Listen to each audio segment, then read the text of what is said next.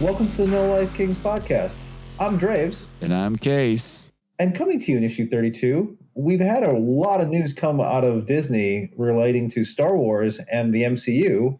But first, we're going to start off by talking about something that went on with Warner Brothers this week. So, Case, what happened? It goes back to our whole conversation about streaming versus theater. So Warner Brothers, as everyone knows from last issue, we talked about this a lot, announced that all their 2021 films will be coming out HBO Max. Wait, HBO Plus? No, it's HBO Max, right? And apparently, when they did this, they did not inform anybody who was involved in any of those movies of this announcement.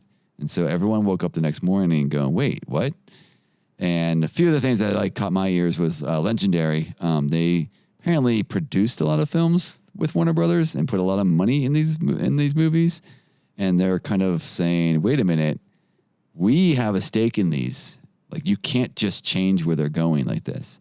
So apparently right now it sounds like they might be suing them in court for it, but it also might just be, settled behind the scenes, of course, right? And then a bunch of directors, of course, came out. They're not like James Gunn was like, wait, what? Nolan, of course, was totally against it. Director of the new Dune movie, whose name I can't recall at this present moment, he was like, you are just killing the possibility for Dune to become a franchise by doing this. So a lot of releasing it on streaming. Well, it's the reason the Dune one is because it's going on streaming. There's not going to be any way to track popularity of the movie from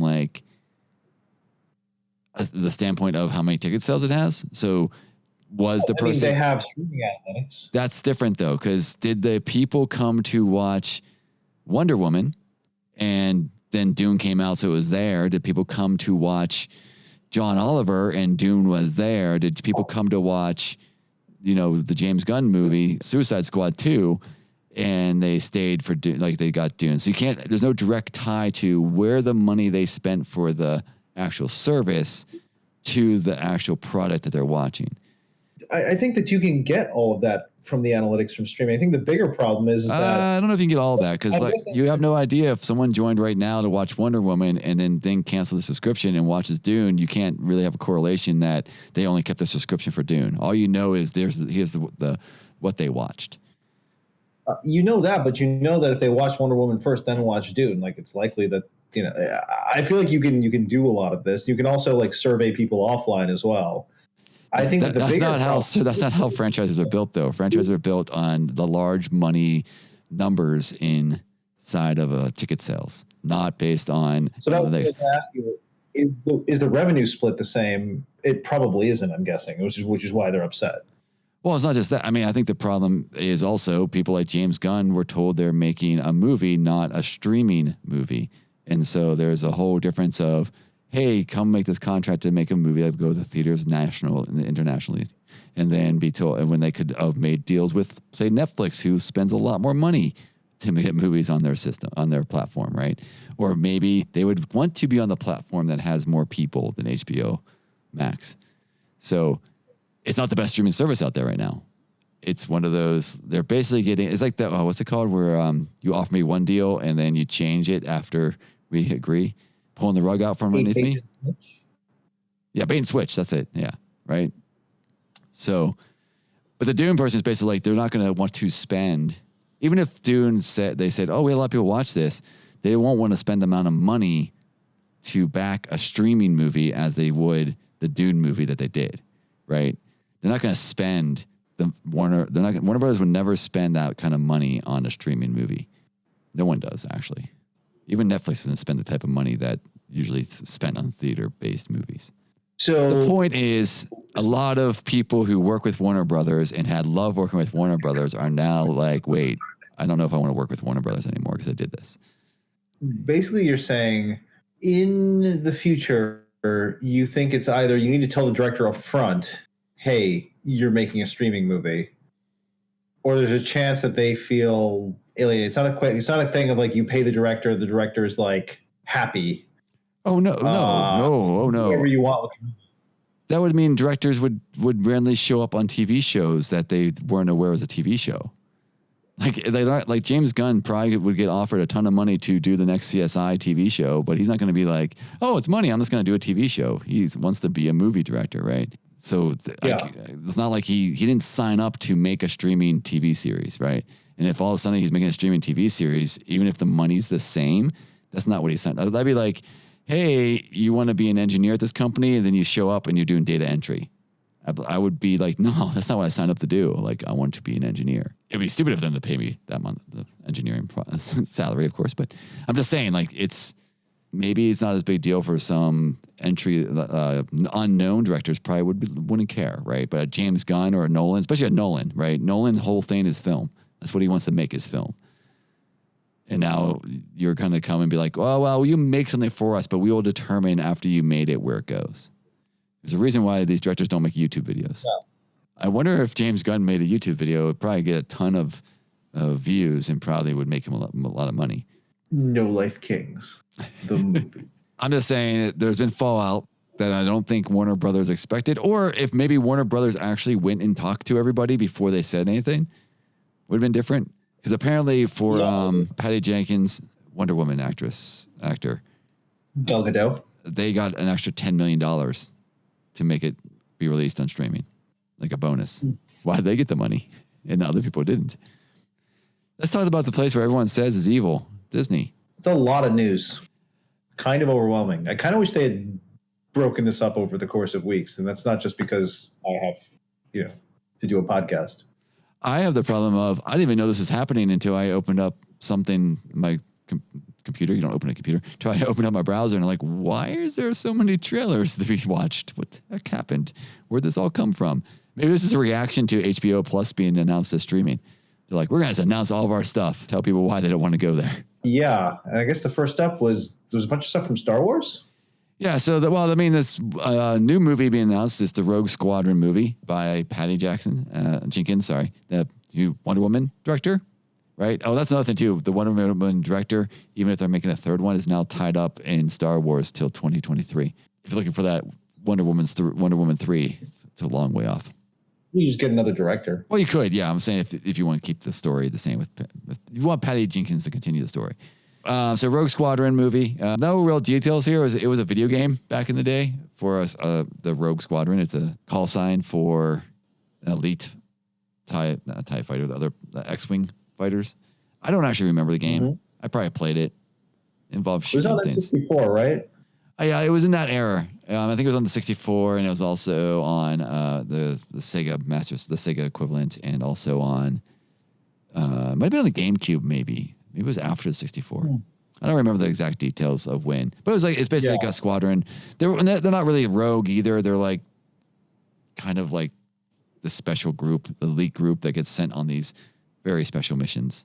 I think that's kind of interesting because at least it's a different view into the Star Wars world. Kind of like how Mandalorian started off and then turned to just be another rehash of the same garbage we've seen over and over again. They also announced a new cartoon. It's the Star Wars Bad Batch, which is going to follow, and this is interesting, Elite Clone Force. There's a comic book out there. I don't know if it's the same, going to be based on this comic book, where it was like this elite group of specialized stormtroopers, right? They each had their own ability. Like one was a sniper, one was a heavy, one was the commander and stuff like that. And they were supposed to be the elite force that actually could shoot things and hit things and could kill people. In theory, maybe this is a reaction to me yelling last week when I said stormtroopers all suck and that I hate them in the movies and they should be done with them. Interesting. And then we have the Ahsoka, Tano, and New Republic spinoffs. Yeah, so that was the thing they announced from Mandalorian. There's going to be the Ahsoka Tano, which is the Jedi we saw in Mandalorian, and the New Republic they're going to be Disney Plus spinoffs. Are they keeping Rosario Dawson? Yeah.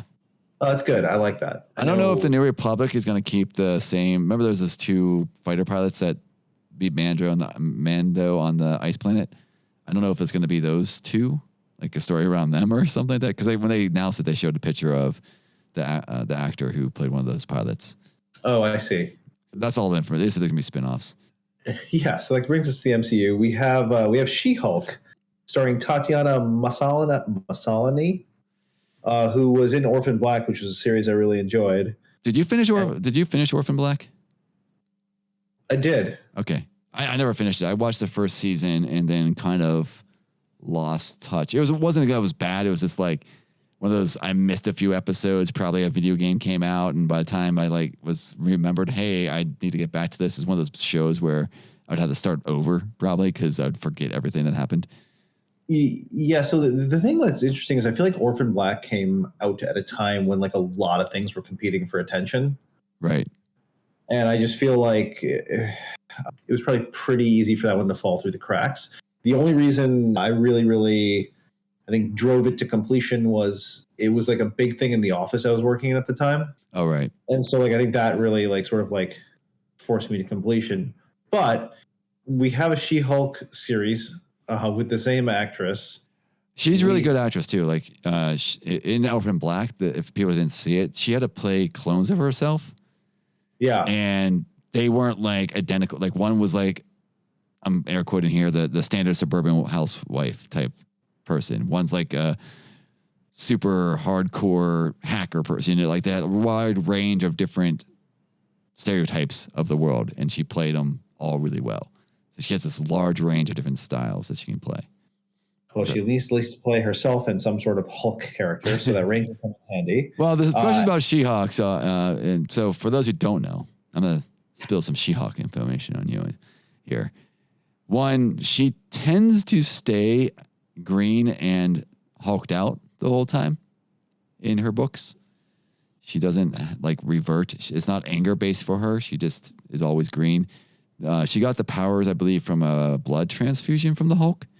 So she doesn't have like I get angry, I turn into the Hulk. It's just she's always a Hulk. But she's also not as strong as Hulk. But the other big thing in the comic books, and this is something most people don't know, is she was one of the first comic books before Deadpool existed, broke the fourth wall. Like she would do things like she would like walk out of like the actual panel into like the whiteness between the panel. She would talk to the reader. She would do all these different things. That was very fourth wall breaking way before. This is like in the 70s and stuff, before they had like the Deadpool and all these other things happening. So will they carry that into the She-Hulk TV series? Or is Deadpool just own that now? So it'd be, people just think that it's copying that style of show. I guess we'll find out, but it looks like Mark Ruffalo and Tim Roth are back. And so for Mark Ruffalo obviously plays Hulk. And then you have Tim Roth, who played the Abomination in the Edward Norton Hulk, correct? Correct, yeah. So it looks like they're aligning it pretty tightly with sort of like the Hulk franchise, which still doesn't have a standalone film with Mark Ruffalo as the lead. Right. And I think there's a reason this might be interesting is they don't have the rights to make a Hulk movie presently. How? Someone else owns, well, they have the rights to make the movie, but they don't have the rights to distribute the movie. Because they made a deal to distribute the Hulk movie through somebody else. I don't remember what company it is. So they can make the Hulk movie. They can use Hulk all they want. But if it's a full-fledged Hulk movie where he's the star, it has to go through this other publishing house. And it's like a deal that was made, in the 90s. So they can always use him without a problem. It's not the same as like a Spider-Man issue. But they can't, if they made a full-fledged movie of him, then it's kind of hard to. So maybe this is a way to get around that part plus, would anyone want to see a Hulk movie? I don't know. Because there's never been a good Hulk movie. The only time Hulk's ever really worked was in the 70s TV series, I think. Maybe that's also why. It's like, how do you make a Hulk movie that isn't ranked as one of the worst in the MCU? Well, we don't know much more. That's all we know so far. So we can move to the bigger what if. Oh, yes. The what if trailer.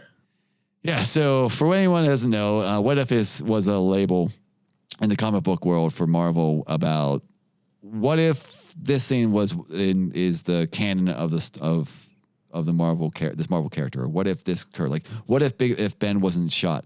Whenever Spider-Man let that robber loose, right? What if, or he was shot and didn't die? Or what if Sharon Carter became the super soldier and not Steve Rogers, right? And so they sort of like a little trailer of it, and I basically went through and pulled out the things that kind of caught my eye. I don't know if Draves has any others on top of it, but I'll just run through them really quick and we can talk about it. I think the only thing I want to say is I think the equivalent in DC Universe would be the Elseworlds series. Correct. Yep. Yeah. Of which the one I really enjoyed was the one where Clark Kent gets adopted by the Waynes and becomes like a super powered Batman. Is Red Sun from the Elseworlds too? I think it might be. Where he landed in Russia instead of America. Yeah. I kind of like that story too.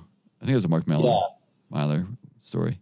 So in the Watcher trailer we saw so far, well, first off, it seems like it's going to be told from the Watcher's standpoint, which kind of makes sense. And fun fact, one of the potential names for this podcast was the Watchers podcast at one point.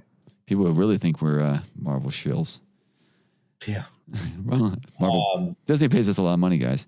So in the What If trailer, the things I saw was the Watcher was basically going to tell these tales. Biggest one, I think that was obvious that they showed a lot of was the Sharon Carter as Captain Britain. Basically, what if she got the super serum instead of Sharon or Peggy?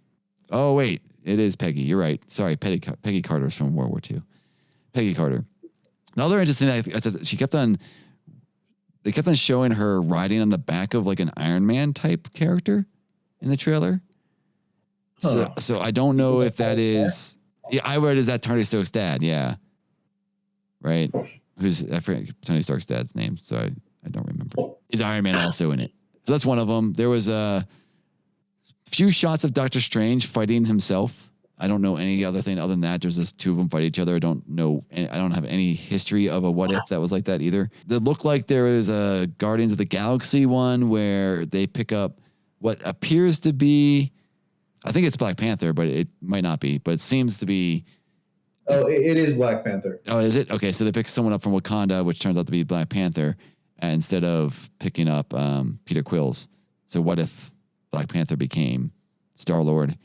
And then the very, very end, they showed a zombie Captain America, throwing a shield at Bucky. So I'm assuming there was a run of comics twice now. They have to run the series called Marvel Zombie, where it's basically the zombie virus was released into the Marvel universe. Those are like the major ones. I think the other thing that really caught my eye was it was kind of cool to see a lot of different scenes from movies that we've seen animated and looking like they're actually from those movies. Like they didn't like actual animation was that good. Kind of interested in it.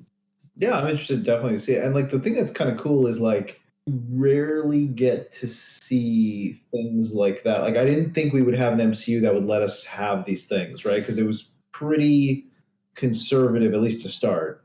Yeah, I hope they do a lot of experimental stuff inside the What If.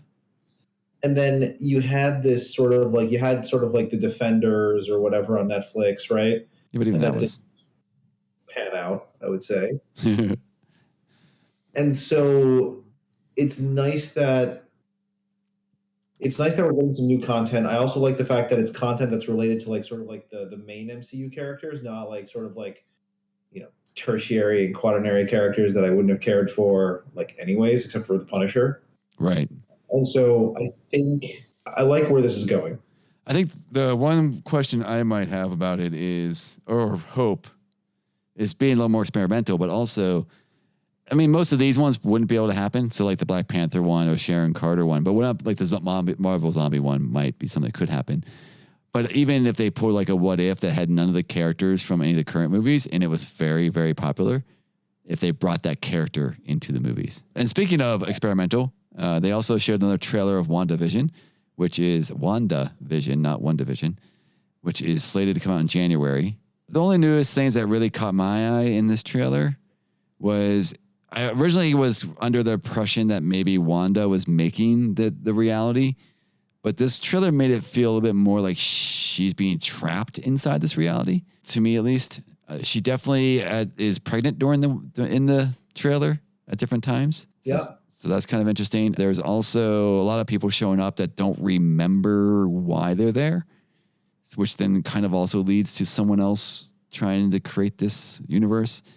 And I swear at the very, very end, we see the Soul Stone. And we did have a situation, I forgot the name of the villain that they showed, but it was somebody who was supernatural and could do something like that. Correct. It was another witch that from the Marvel Universe, whose name I don't remember either. So then after that, we had the announcement of the Fantastic Four joining the MCU. It's going to be interesting to see what is the origin story, because you already have like this MCU thread going. What, has Reed Richards just been like hanging out all this time? No, I still love this idea. I think it was Movie Bob is the one that that kind of floated this idea. He did like a long video about how to introduce Fantastic Four to the MCU. But his idea was you sell it as in the 60s or 50s, some probably say 60s. That's when they went up into space, the Richards family, because it's Reed Richards, Sue Richards, his wife, Sue Richards' brother, Storm. What the heck is his name? Johnny Storm.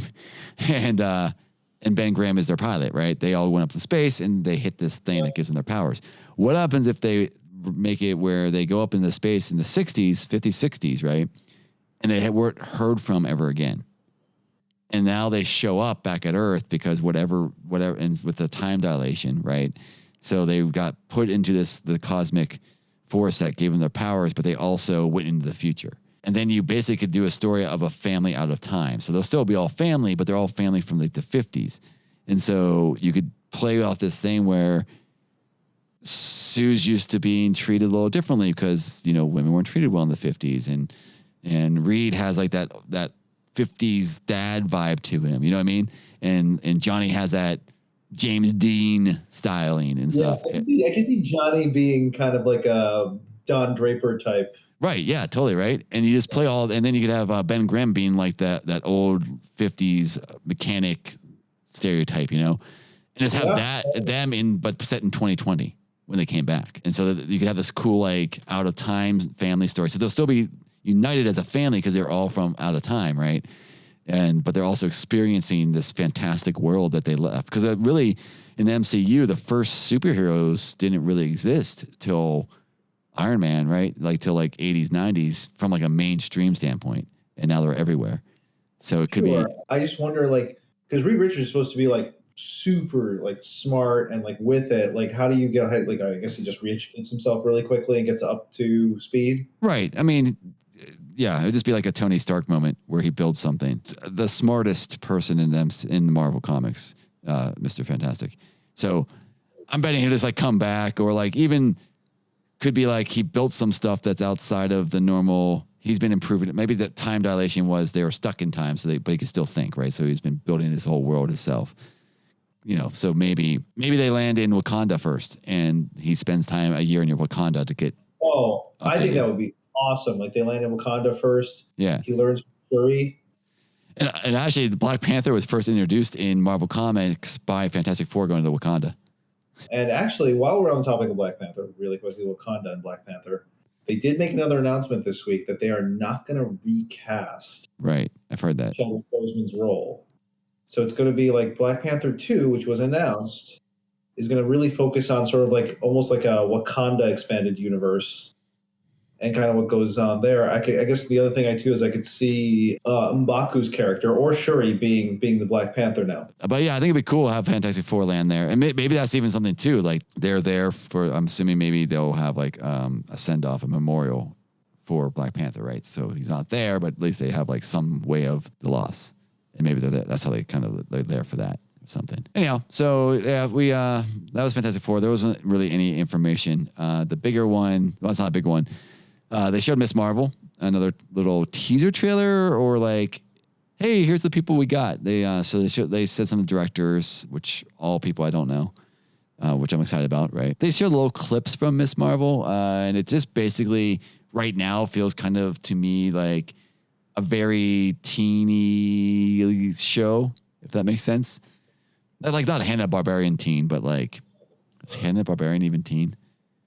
Is Hanna-Barbarian even? That's not what I'm talking about. Hannah Montana. So it's Hanna-Barbera is a very, very definitely not teen. Well, I guess it could be very cross-generational. Okay.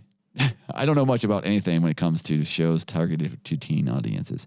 I'm trying to think of what equivalent, like a Buffy maybe, where it's like a little more slapsticky, a little more Josh Whedon-ish. Like has that like not taking itself too seriously, but also serious vibe to it. But very focused on like what teens go through in their general life. You know, little things that we as teenagers think are like life-changing things that turn out that when you get older, you realize, no, that was no big deal. So not much more information. I think I'm gonna save Loki for the end because I think there's a lot of information there, and just jump to Falcon and Winter Soldier. Which I really liked the trailer for this. I thought it was just so much fun to watch. It was the two actors played off each other really well. For sure. I still am not 100% sure what the story is, other than they're working together to stop crime, I guess. They're both kind of reluctant to take the shield. There is a fake cap. They talk about this. There should be a new symbol. New Captain America should be a symbol for everyone to follow of hope, right? But it's definitely neither of them. They show this fake cap running on the football field, right? Which is probably going to be Agent. I want to say Agent Zero. That's the wrong name. That's someone completely different. It's U.S. Agent, which basically took over the Captain America role when Captain America, I think it was the 70s during Nixon time. There's a political statement that Captain America didn't want to be Captain America anymore, so he became, what did he call himself? The Wanderer? So something weird like that, and just wore a black suit, basically. And then U.S. Agent took over his mantle and eventually became the U.S. Agent because Cap came back, right? So that's assuming that's who that is. And then we also saw Zemo from Civil War was in the movie, in the trailer for a little bit. Did you see anything else? That's the three things I took from it.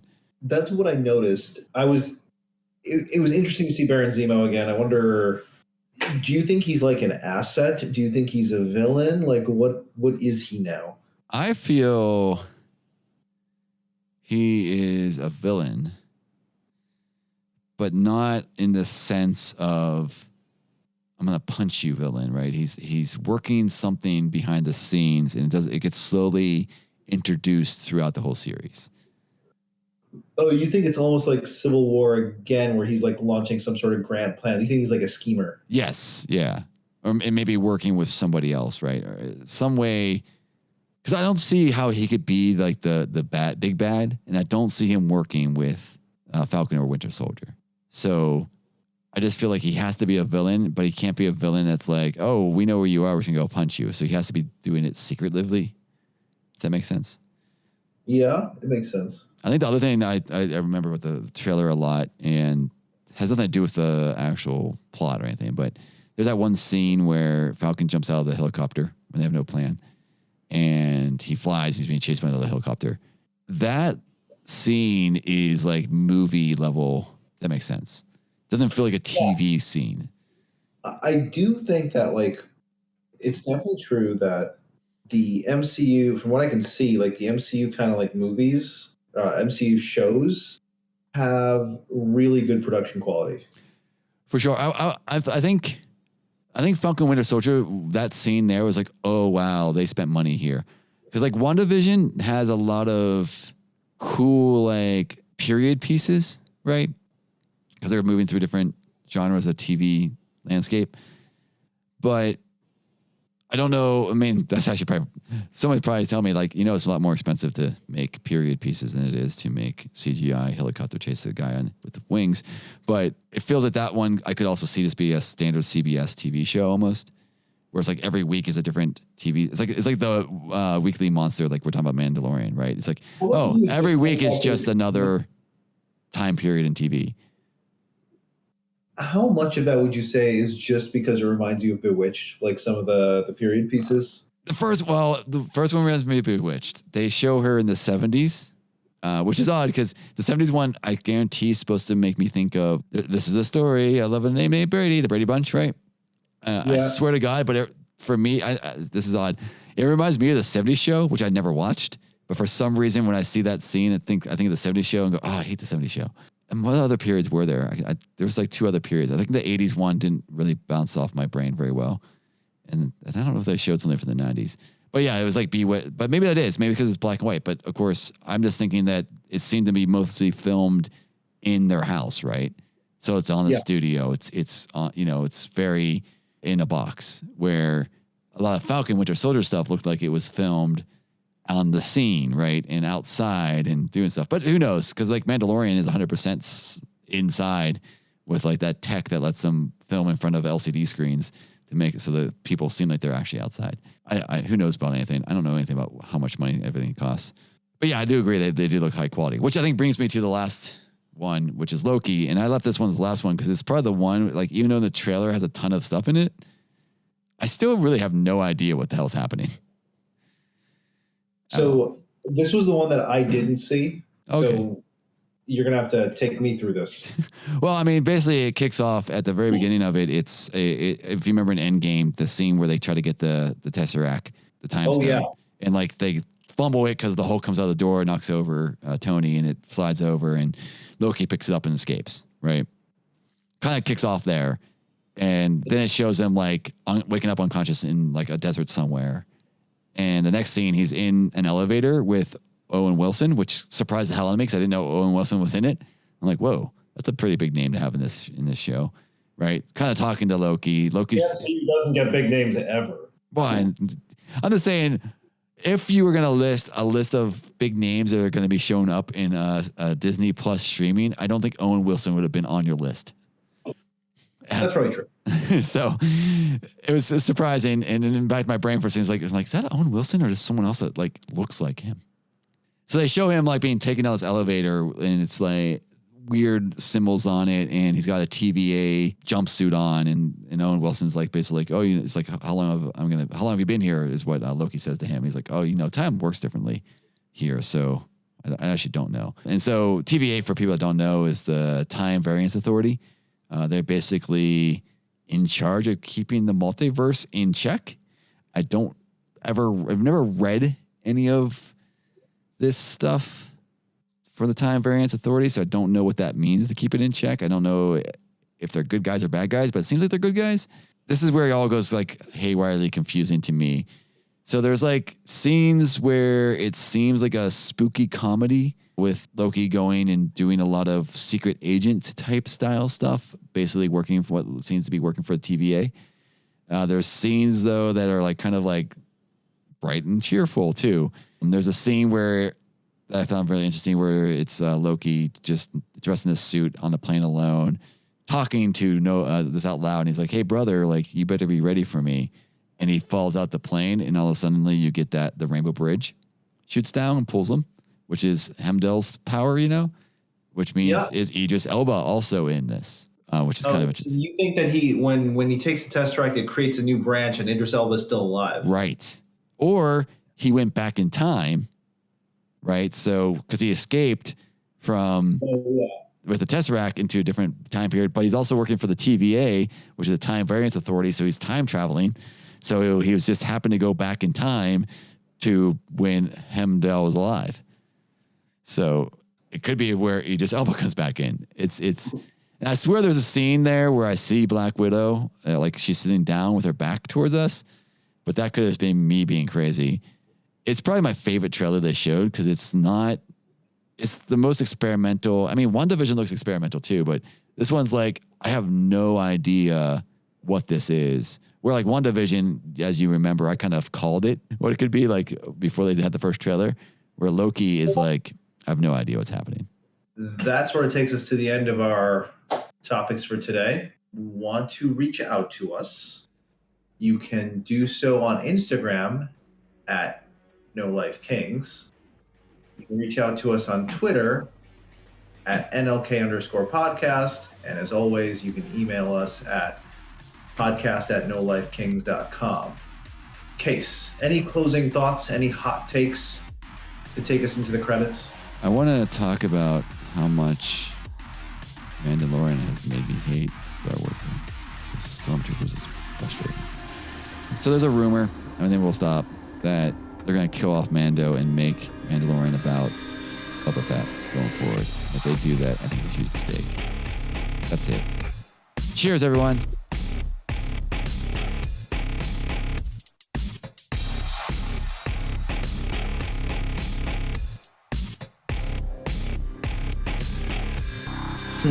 Also, the other thing about, did you ever hear the story that someone jumped out of a plane with like a bunch of money? Stupid. Yeah, Deep Cooper was the guy's name. And then like disappeared. Like no one ever found Yes. it. I wonder if that's what that is. Oh, maybe. Are they actually pulling historical events and putting Loki into it? That'd be cool. But isn't that a really good bit like trailer? Yeah, it is. It's like really got me still. I also wonder if those symbols that they're rotating through, if they have any meaning. Oh yeah, totally. There's a lot of weird. It's also interesting because it's like there's a shot of them on a different planet with the other planet blowing up, right? And then there's back on Earth. It's like, what is happening?